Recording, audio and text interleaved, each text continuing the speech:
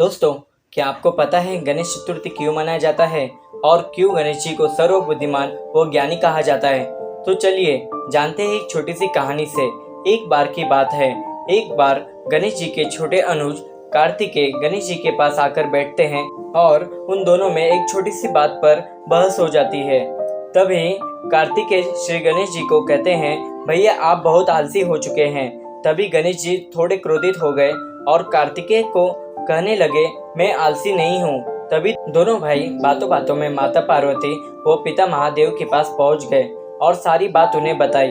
तभी नारद मुनि भी वहाँ पहुँच गए और उन्होंने सब बात सुन ली और कहे कि हे पार्वती नंदन गणेश और कार्तिकेय, आप दोनों ही सर्वश्रेष्ठ हैं। तभी ही कार्तिक ने कहा, नहीं भैया बहुत आलसी हो गए हैं, वो कुछ नहीं करते।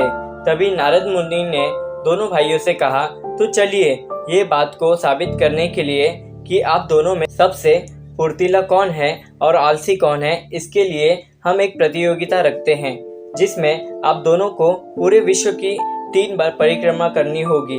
जो भी सर्वप्रथम पहले परिक्रमा करके आएगा वो सर्वश्रेष्ठ कहलाएगा। तभी दोनों भाइयों ने इस प्रतियोगिता को स्वीकार कर प्रतियोगिता के लिए हाँ कहा और दोनों ने अपने अपने सवारी पर प्रस्थान किया।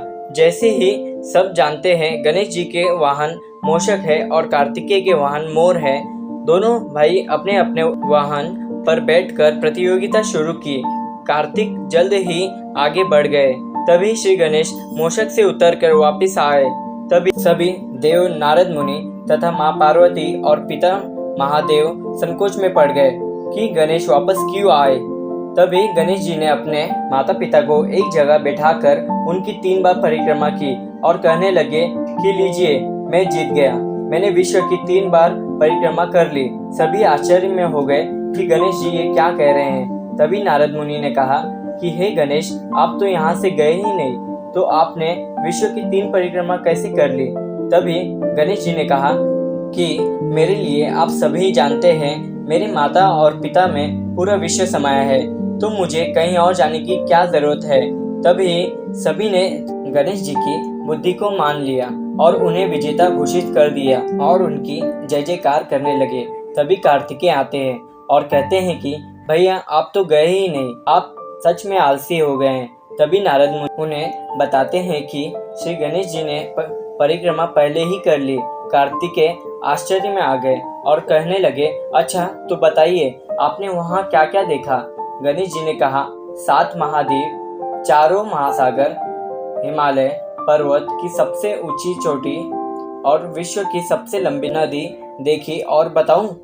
तभी कार्तिकेय ने कहा, बस आप ही विजेता हैं, लेकिन कैसे, ये कैसे हो सकता है? गणेश जी ने कहा, एक छोटी सी युक्ति से, परंतु आज मुझे विश्वास हुआ कि मेरा छोटा भाई भी कुछ कम नहीं।